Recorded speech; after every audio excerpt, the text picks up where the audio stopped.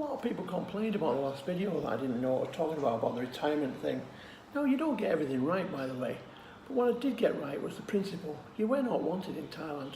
They don't want tourists.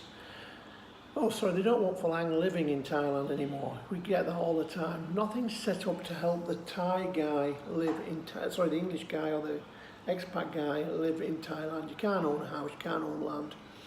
You know, they don't want you here. The visa things are all changing. They're getting tougher and tougher and tougher and tougher.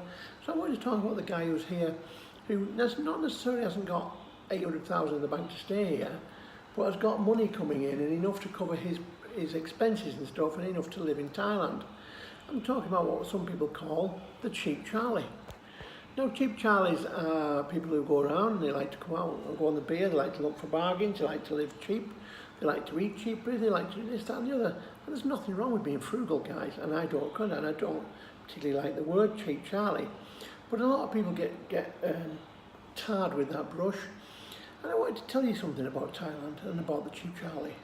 Thailand and parts of the holiday destinations, most of them, wouldn't exist without cheap Charlies. Look at all the bars you go past every day. They've got happy hour, 50 bar drink, or they've got 2 for 1, or this, that and the other, and this, that and the other. And that is set out to entice the cheap Charlie, the guy who likes to save money and drink cheaper than everywhere else. You can go to nightclubs, you can spend a fortune, you can spend 400, 500 baht, 600 baht for a drink. If you can get a drink for 50 baht or 40 baht in for a happy hour, you're going to go. Now, a lot of people have happy hours all day because they know they can still make a profit selling beers at that price, and they know they can still make a profit selling food at that price. So, my mother's shouting. So, you know, I don't think Thailand would exist as a holiday destination so much. I think a lot of people would close their businesses. A lot of bars would fail and close. It's not like a lot of bars fail and close anyway, guys. You know, it's not an easy game to be in. You know, so what would they rather have? Someone in there who's drinking every day and here for a few months or here for a year, or living out here, living frugally and still spending money to support the Thai economy, or would they rather have an empty bar? It's a bit of a no-brainer, really.